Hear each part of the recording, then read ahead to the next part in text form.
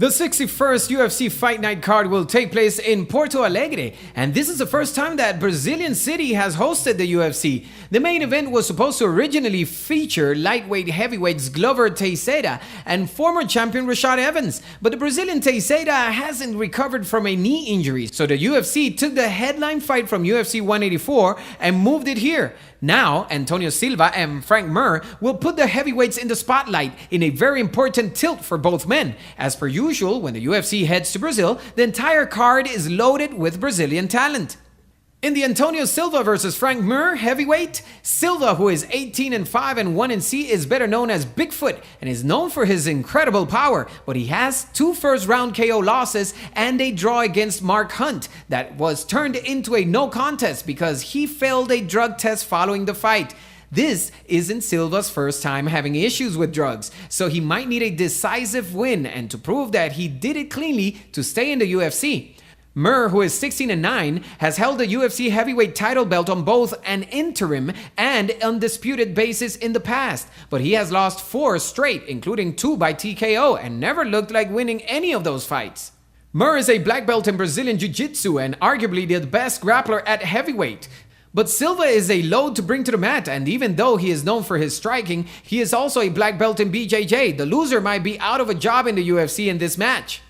In the Edson Barboza versus Michael Johnson lightweight fight, Barboza, who is 15-2, is well known for bringing excitement to his fights, winning Fight of the Night 4 times, and he is 9-2 in 11 matches in the UFC. But he gets overlooked in a competitive 155-pound class, and a win would keep him in the mix for at least a title eliminator.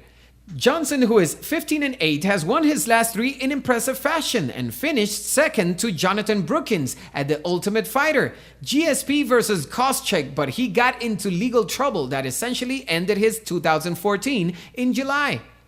Both men like to stand and strike, although Johnson has a wrestling background he can turn to. Barboza is more of a Muay Thai striker, but he does have a purple belt in BJJ. In the Cesar Ferreira versus Sam Alvey middleweight fight, Ferreira, who is 8-3, won the Ultimate Fighter Brazil middleweight tournament and has won 3 of his last 4, and he returns home where he has fought 4 of his last 5 fights.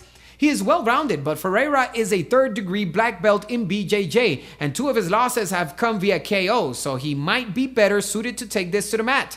Alvey, who is 24-6, has fought from 170 to 205 pounds, but he has fared best at 185 pounds, and the Wisconsin native has split his first 2 UFC matches. He can wrestle, but Alvey's strength is his KO power, and he has won 15 fights via that route, and he should want to keep this fight standing up, as Ferreira is definitely better on the ground.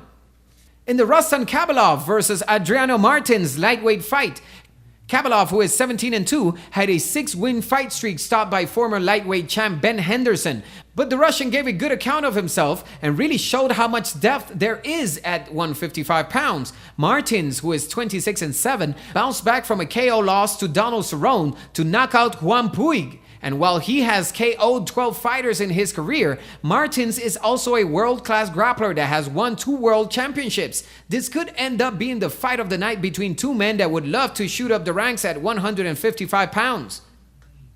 In the Luri Alcantara versus Frankie Saenz bantamweight fight, Alcantara, who is 31-5 and 1-C, puts a 3-win streak on the line, and he is dangerous wherever the fight goes, with 13 KO TKOs to go with 12 submissions.